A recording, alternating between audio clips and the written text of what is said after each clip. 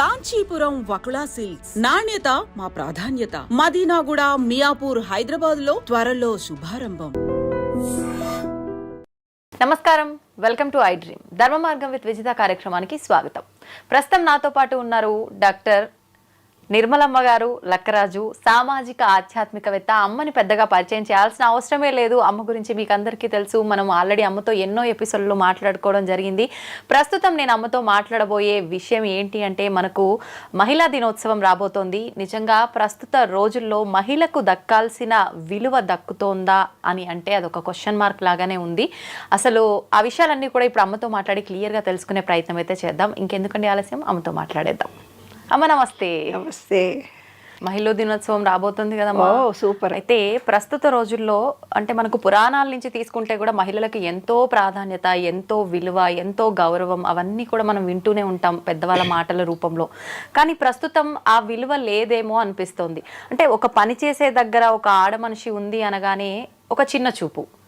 పని చేసే దగ్గర ఎందుకమ్మా, మామూలుగా మన ఇంట్లో మనకే ఎంత సంపాదించినా, ఇంట్లో పని బయటి పని ఎన్ని చేసినా కూడా మన ఇంట్లో వాళ్ళ దగ్గరే మనకు విలువ లేని మహిళలు కూడా చాలా మంది ఉన్నారు. అందుకని చెప్పి అసలు ఏంటి ఈ మహిళా దినోత్సవం సందర్భంగా మన విశ్వ నియమాల్లో ఏముంది అసలు మహిళల గురించి ప్రత్యేకించి తెలుసుకోవాలని ఉందమ్మా నాకు. ఈ విశ్వం అనేది పూర్తిగా రెండుగా ఉంది. స్త్రీ పురుషుడు రెండు కలిసి ఉన్నాయి. కానీ మేల్కు ఈగో ఎక్కువ. పుట్టుకతోటి ఒక గడ్డి ముక్కనట, గడ్డినట, నువ్వు మొగ అనగానే అది గడ్డి నిలబడి ఉంటుందట. స్త్రీ అంటేనే పడుకొని ఉంటుందట. అది జీన్స్లోనే ఉంది నాన్న. ఇంకొకటి ఏంటంటే, మన హిందూ సంప్రదాయం ప్రకారము ఆడది అంటే అణగదొక్కబడినటువంటి భావనలు. అరే మగపిల్లగాడ నువ్వు కంచెం ఆడపడి చెల్లెలు వచ్చి కడుగుతుంది ఏందే మొగరాయిలాగా బయటకు పోతున్నావు సాయంత్రం 5 నాడు ఇంట్లోకి అంటే, వాడేమో రాత్రి 11కు వచ్చినా ఏమన్నారు. ఈ పిల్లని మాత్రము ఏ స్వతంత్ర భావనతో బతకడము చిన్నప్పటి నుంచి అలవాటు చేస్తారు నాన్న. అలవాటు. ఇప్పుడు భార్యాభర్తలు అప్పటి కాలంలో అంటే ఆడవాళ్ళు బయటికి వెళ్ళేవాళ్ళు గారు. ఇప్పుడు మరి ఉద్యోగాలు చేస్తూ ఆడవాళ్ళు బయట నుంచి వచ్చిన తర్వాత, మొన్న ఒక అమ్మాయికి ఫోన్ చేసింది. She is a doctor. ఆమె ఉద్యోగం చేసి వస్తే వాళ్ళ అత్త మామనే ఉంటాడట. 6 నెలలు మొగుడు బయట ఉంటాడట. 6 నెలలు ఈ పుట్టింట్లో భార్యతో ఉంటాడంట. ఉండి అతను పోలీస్ ఆఫీసర్. వాడు అంటే ఏదో చెప్పకూడదు అంత పబ్లిక్గా కేసులు. వాళ్ళ జీవితాన్ని నేను బయటపెట్టడం భావ్యం కాదు. కానీ ఆ అమ్మాయి చెప్పుకొని ఏడ్చింది ఏంటి తెలిసినా, డాక్టర్గా ఉండి చాలా బీద ఫ్యామిలీలో ఏదో ఇట్లా పెళ్లి జరిగింది కాబట్టి వాళ్ళ అత్తా మామనంట గిన్నెలు దోము అంటాడంట. కడిగిన గిన్నెలే మళ్ళీ అడగమంటారంట. ఆరేసిన బట్టలు మళ్ళీ నీళ్ళల్లో పిండి ఆరే అంటాడంట. ఊడ్చిన ఇల్లును 3 సార్లు ఊడమంటాడట అత్తా మామ ఇద్దరు. సాయంత్రం రాగానే వంట చెయ్యి అంటారంట. అమ్మా, నా భర్తతో సుఖపడాలనుకున్నా, నాకు ఇంత స్వతంత్రత ఉంది, నాకు మొగుడు కావాలి, ఇవన్నీ ఇంకెన్నాళ్ళు భరించాలని ఎక్కెక్కేడ్చింది. నేను తిట్టాను, మొగుడు నిడిచిపెట్టి పోవే హ్యాపీగా, నువ్వు థాట్ చేంజ్ చేసుకో. కానీ ఆ అమ్మాయి చెప్పడం ఏంటి తెలిసిన, నాకు అతనే కావాలి, నాకు అతనితోటే జీవితం గడపాలని ఉంది. అంటే మానసికంగా ఆ అమ్మాయిని ఎమోషనలైజ్ చేసి వదిలిపెట్టాడు అబ్బాయి. అది శారీరక బలహీన మహిళ కాబట్టి అతను బ్లాక్మెయిల్ చేస్తున్నాడు అమ్మాయిని. మెంటల్గా ఆ అమ్మాయి వెళ్ళలేదు, ఇక్కడ అతనితోటే ఉండాలని తాపత్రయపడుతుంది. వాళ్ళు ఎన్ని కష్టాలు పడ్డా, డాక్టర్ అయినా ఇంజనీర్. మాకు తెలిసిన డాక్టర్లు ఎంతోమంది సూసైడ్ చేసుకొని చనిపోయారు. ఎందుకంటే మేలు ఈగోను టాలరేట్ చేయలేక. ఎందుకంటే ఈమె టాలెంట్ను అతను యాక్సెప్ట్ చేయడు కాబట్టి. ఇంకొక కొన్ని కేసులు ఎలా ఉంటాయో తెలుసు నాన్న, శారీరకంగా కొంత ఏజ్ తర్వాత ఇప్పుడున్న సాఫ్ట్వేర్ రంగంలో మొగతనం అనేది ఉండదు. వాడికి పెళ్ళాం కావాలనే కోరికలు చచ్చిపోతున్నాయి, వీర్యకణాలు నశించిపోతున్నాయి మగవాళ్ళకు, ల్యాప్టాప్ల వల్ల, వేడి వల్ల, వాటర్ డెఫిషియన్సీ వల్ల. నేను యూఎస్ వెళ్ళినప్పుడు ఎన్నో కేసులు నాన్న. ఆంటీ, నాకు మా ఆయన పక్కకు కూడా రావటం లేదు, చెయ్యి కూడా వేయటం లేదు, కనీసం మాట్లాడుకొని మేము ఎన్నేళ్ళు అవుతుందో మా అమ్మ నాన్న కూడా చెప్పుకోలేని విషయం మీతో చెప్పుకుంటున్నానమ్మా అని. అప్పుడేం చేస్తాడు తెలిసినా, వాడి బలహీనత కోసం దీని మీద డామినేషన్ తిడుతూ ఉంటాడు. ప్రతి విషయానికి తిడుతుంటాడు. నీకు ఈ పని చేయడం రాదంటాడు. ఉద్యోగం చేస్తూ కూడా బయటికి ఎంతసేపు పోయినామంటే ఏదో ఒక రీజన్ పెట్టి హరాస్ చేస్తుంటే, మేలు ఈగో తనలో ఉన్న న్యూనతాభావాన్ని కప్పిపుచ్చుకోని ఈమె మీద డామినేషన్ చేసి మానసికంగా హింసిస్తున్నారు అమ్మాయిలని. కొంతమంది అమ్మాయిలు నాకు ఫోన్ చేసి, ఆఫీస్లో మా బాస్ మేమేమి అనలేము. చెయ్యి తగులుతా అంటాడు, కాలు తగులుతా అంటాడు, ఇంకేదో అంటాడు. ఆఫీసులో ఉద్యోగం చేసే ఆడవాళ్ళము ఎంత పోరాటం చేస్తున్నామో తెలుసా అమ్మా? మీతో చెప్పుకుంటాము, ఎవరితో చెప్పుకుంటాము? ఈ లోకం అంటుంది మంచిగా తయారై హ్యాండ్ బ్యాగ్ వేసుకొని పోయింది అనుకుంటారు. కానీ మా గుండెలో బాధ మేము ఎవరికి చెప్పుకోవాలి? 10 రూపాయలు ఖర్చు పెట్టాలంటే మగుడు నీ ఉద్యోగం చేస్తున్నావని ఇష్టం వచ్చినట్టు ఖర్చు పెట్టుకున్నావులే అంటాడు. అవును అమ్మా, ఎంత అయినా సరే అతనికి ఏం పని చేత కాదు, వంట చేయడం చేత కాదు. ఎందుకు మరి ఇద్దరు ఉద్యోగాలు చేసుకొచ్చుకున్నప్పుడు అయ్యో పాప నా భార్య అలసిపోయిందని ఏ టీవీలో కూడా చూపించరు. ఎందుకే చూపించారు? అదేంటి మొగాడు పని చేస్తున్నాడా? అబ్బాయి నీ ఆయనతో ఉద్యోగం చేసే ఆడవాళ్ళు కూడా ఇలాగే అంటున్నారు నాన్న. నాకు విచిత్రంగా అనిపిస్తుంది. మేల్ అయితే ఏముంది, ఫీమేల్ అయితే ఏముంది? గిన్నెలు దోమితే తప్పేమి, ఇల్లు ఉడిస్తే తప్పేంటిది? తన భార్యకు, తన కుటుంబానికి, తన పిల్లలకే కదా చేసేది. మరి ఈమె కూడా ఉద్యోగం చేస్తోంది కదా. ఇల్లు ఉడ్చుకుంటే తప్పేమొచ్చింది? గిన్నెలు తోమితే తప్పేమొచ్చింది? ఇంట్లో ఏ విషయాన్ని స్వీయ నిర్ణయ శక్తి మగవాళ్ళకి లేనే లేదు. మళ్ళీ ప్రతిదీ స్త్రీనే ఆలోచించాలి. కానీ ఈమె చులకన భావానికి లోన్ కావాలి. మాకు తెలిసిన ఒక ఫ్యామిలీలో నాన్న, అత్తగారు అందరు వస్తారు, కూర్చుంటారు, ఉయ్యాల వాళ్ళందరూ పెక్కాడుకుంటూ కూర్చుంటారు మంచిగా. ఈమె వంట చేసి చేత కాకుండా అన్నీ చేసి ఉతిరికొస్తే, ఏ వంట చేసినావు? ఇందులో పప్పు లేదు, ఉప్పు లేదు. అందరు ఎదుగు కళ్ళ నీళ్ళు పెట్టుకొని ఏడ్చేటట్టుగా. అందరు ఎదురుగా ఏడవదు కదా. మనసులో ఏమనుకుంటుంది? 40-50 ఏళ్ళు కాపురాలు చేసి వియాల ఎదురు కూడా నేను అవమానాల పాలవుతున్నానని ఆమె హృదయం ఎంత బాధపడి ఉండాలి నాన్న. వాస్తవం. కన్నీళ్లతో చెప్పుకోలేని అంశాలు ఇవన్నీ. మన విశ్వ నియమాలతో నేను రీసెర్చ్ చేసి చూసినప్పుడు నాకు అర్థమైంది ఒకటే. ఒక వ్యక్తి దారిలో పోతూ ఉన్నాడంట. పోతూ ఉంటే ఒక డైమండ్ దొరికింది. ఏదో రాయి లాంటిది ఒకటి దొరికింది. దొరికితే అది ఏమిడదో అని చెప్పేసి చెత్తకాయలు అమ్ముకునేవాడు ఉంటాడు కదా, ఆయన దగ్గరకు పోయి ఏదో ఈ రాయి దొరికింది, ఇదేమన్నా తీసుకుంటా ఉంటే 10 రూపాయలు ఇస్తా పో అన్నాడంట. 10 రూపాయలైనా అని వద్దు అనుకొని ఏం చేసిండట, కొంచెం ఎక్కువ ఇస్తే బాగుండు కదా, నాకు ఇవాళ అన్నం గిన్నె వండుకునే పైసలు కావాలనుకొని ఒక కోమటి ఆయనకు అమ్మాడంట. ఆ కోమటి ఆయన దాన్ని తీసుకుపోయి ఒక మార్వాడి షాప్ ఆయనకు చూపించిండట. మార్వాడి షాప్ చూపిస్తే 500 కోట్లో ఎంతనో ఇస్తానన్నాడట. 5 కోట్లో ఏమో ఇస్తానన్నాడు.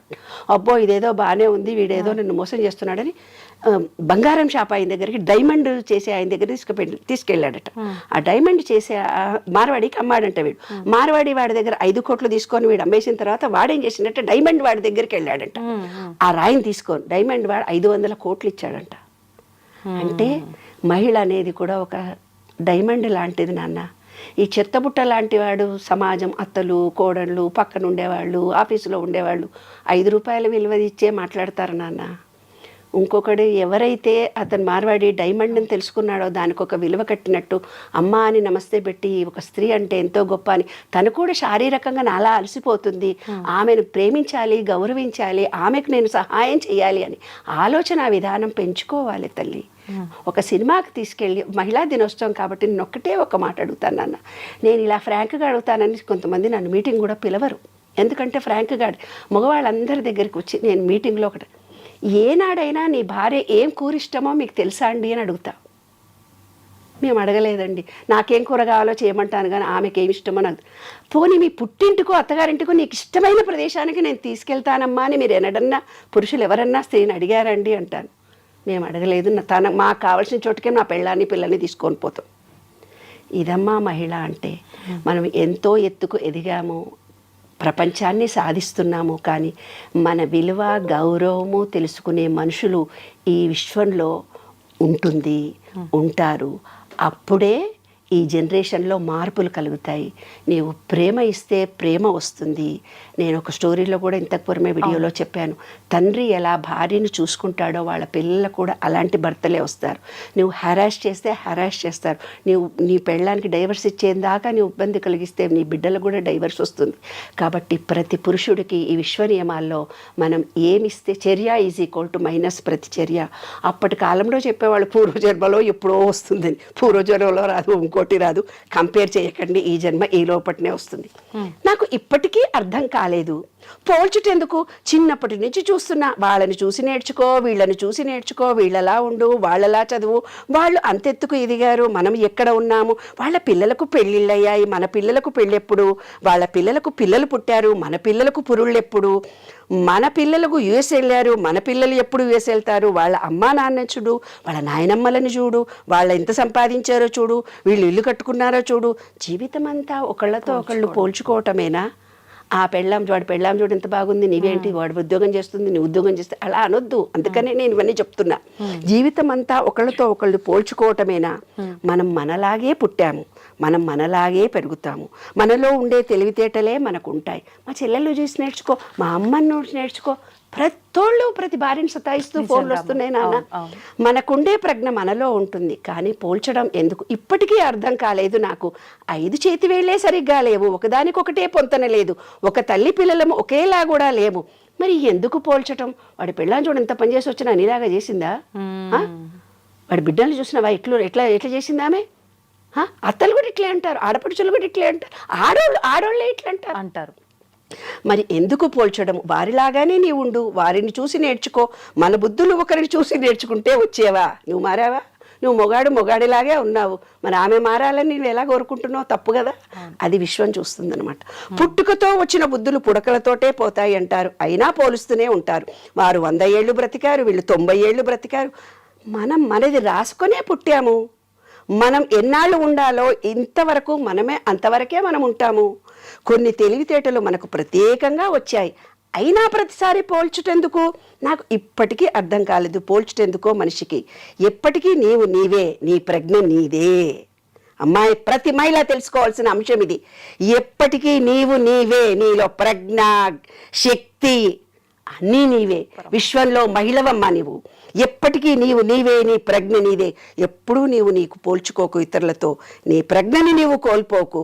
నీకు నీవే అధికారివి, నీకు నీవే ప్రజ్ఞాకారివి. ఎప్పటికీ నువ్వు ప్రజ్ఞాకారివి. మహిళ లేకుంటే ఈ విశ్వమే లేదు. మహిళలు ఇప్పుడు మగపిల్లలకు ఆడపిల్లలు దొరకట్లేదు నాన్న.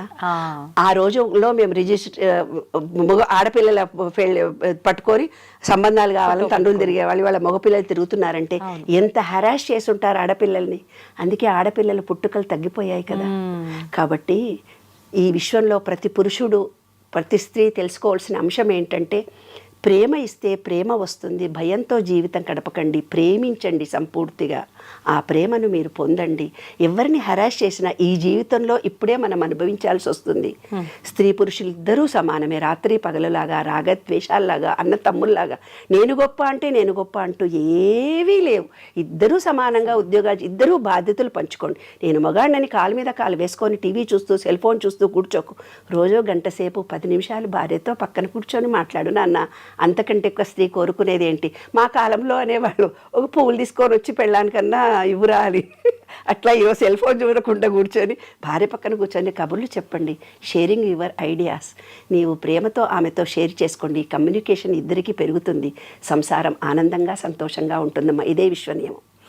మొన్న ఒక వీడియో చూసామ్మా, మీరు అన్నట్టు కూర్చొని మాట్లాడుకోండి అన్నారు కదా. మాట్లాడుకునే రోజులు తగ్గిపోయి మొబైల్కి అంకితం అయిపోయిన రోజులు ఎక్కువగా ఉన్నాయి కదా. హస్బెండ్ ఫోన్ చూస్తూ కూర్చున్నాడు, వైఫ్ వచ్చి, ఏజ్డ్ వాళ్ళే, వైఫ్ వచ్చి ఏదో మాట్లాడినా కూడా పట్టించుకోకుండా అదే పనిగా ఫోన్ చూసుకుంటూ కూర్చున్నాడు. ఆవిడొచ్చి సైలెంట్గా చేయబట్టుకొని తీసుకెళ్ళి సెల్ ఫోన్కి పసుపు కొమ్ము కట్టిపిస్తుంది ఆయనతోటి. అంటే ఇంకా నీకు పెళ్ళాం ఎందుకురా, మొబైల్ మంచి పని చేసింది. వాళ్ళ కొడుకు సేమ్ అదే పని చేస్తున్నాడు పక్కన కూర్చొని. వాళ్ళ కోడలు కూడా అత్త చేసిన పని చేయాలా అన్నట్టుగా ఒక చూపు చూస్తుంది అనమాట.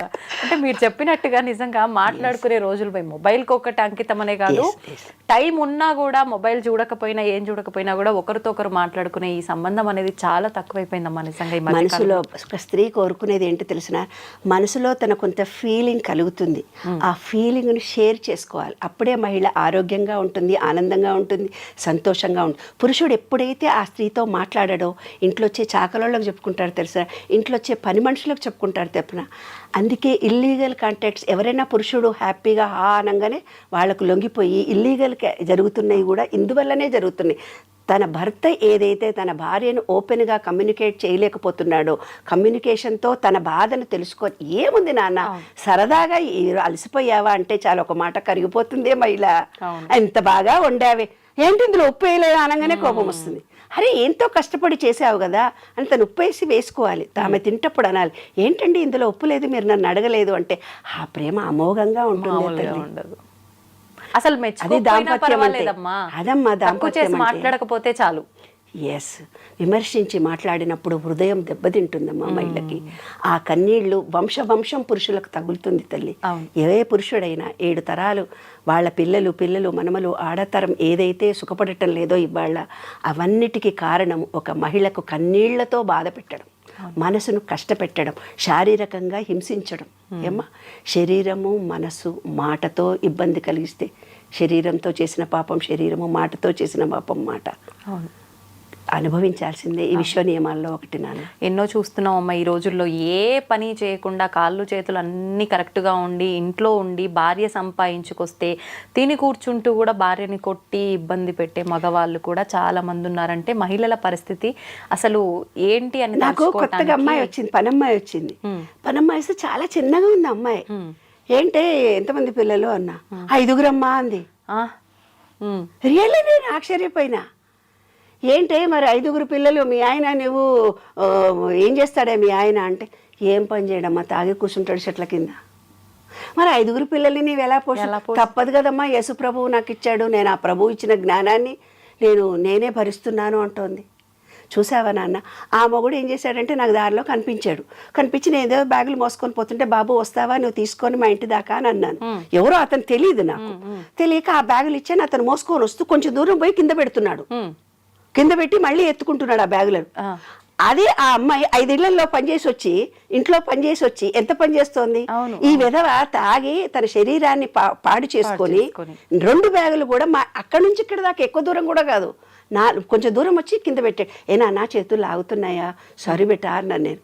అంటే అవునమ్మా అంటున్నాడు. అంటే గుండ్రాయి ఏమన్నా మా భర్త అని చెప్పినాక, అదేంటి గుండ్రాయిలా బాగానే ఉన్నాడు కదే, బ్యాగులు కూడా మైలేవు, అంతే అమ్మ తాగి చచ్చిపోతున్నాడు అని చెప్తా. అట్లా ఊర్లలో కూడా నాన్న సంసారాలు విచ్ఛిన్నం కావడానికి ఈ డ్రింక్సే కారణం. ఏంటంటే అప్పుడు మగవాళ్ళు ఒక్కళ్ళే తాగేవాళ్ళు, ఇప్పుడు ఆడవాళ్ళు కూడా తాగుతున్నారు. మగ మొత్తం తాగేసరికి ఏమవుతుంది, పిల్లల పోషణ రక్షణ కరువైపోతుంది. కాబట్టి ప్రతి వాళ్ళు కూడా భార్యలను ప్రేమించండి. డ్రింక్స్ కానీ వేరే అలవాట్లకు లోను కాకుండా, కుటుంబం అనేది మన భారతీయ సంస్కృతిలో ఎంతో గొప్పది. ఈ కుటుంబ వ్యవస్థ అనేది చాలా గొప్పది.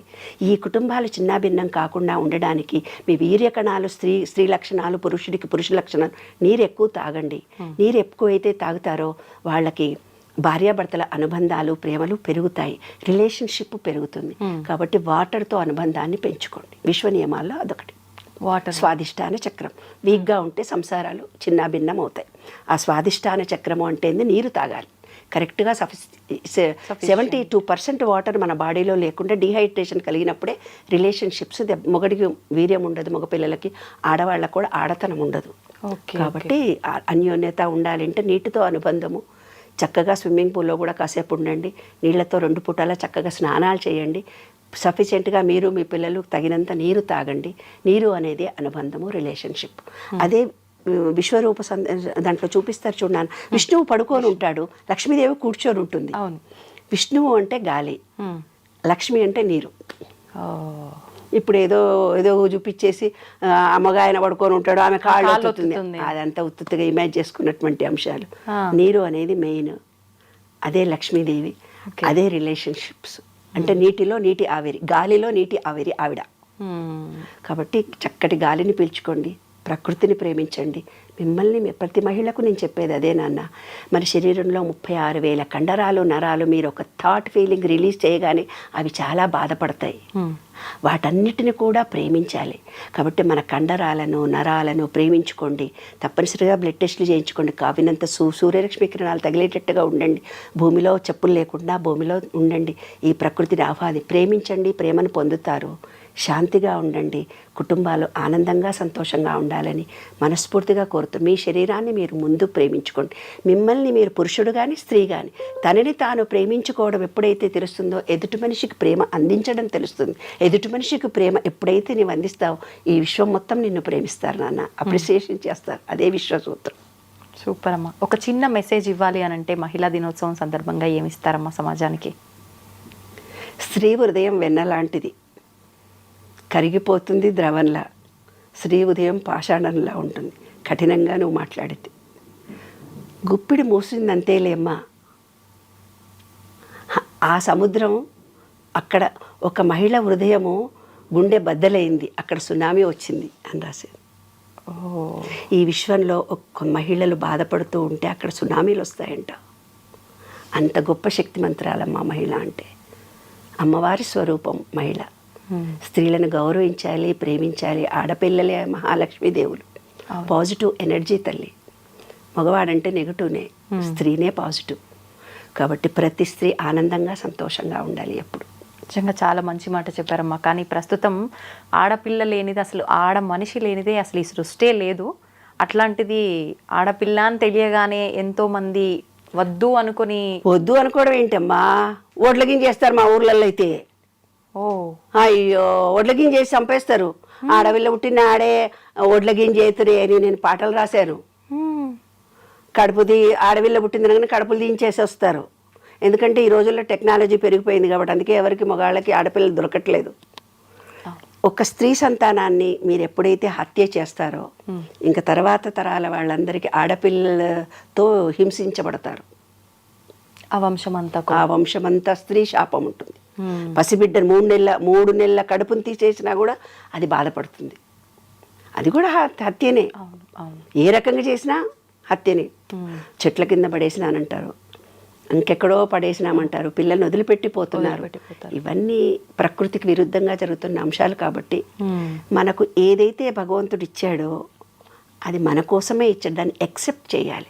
కొంతమంది ఫోన్ చేసి మాకు చాలా కష్టాలు, నేను ఎక్కెక్కి ఏడుస్తారు. భర్త చనిపోయాడని ఏడుస్తుంటారు, యాక్సిడెంట్లైనా ఏడుస్తుంటారు, డబ్బు లేదని ఏడుస్తుంటారు. ఎన్నో రకాలైన సమస్యలతో ఉన్నది ఈ ప్రపంచమంతా. అందరూ ఏదైతే నీకు ఇచ్చాడో దాన్ని యాక్సెప్ట్ చేస్తే ఇంకో మంచి జరుగుతుంది నాన్న. దాని నుంచి పారిపోవాలని ప్రయత్నం చేస్తున్నాము, దాని నుంచి తప్పించుకోవాలని చేస్తున్నాము. అది విశ్వ నియమంలో ఒక రూల్. యాక్సెప్ట్ చేయాలి. ఆ బిడ్డ పుట్టిన తర్వాత బతుకుతుందో పోతుందో, అది ఎలా జీవిస్తుందో మనకు తెలియదు.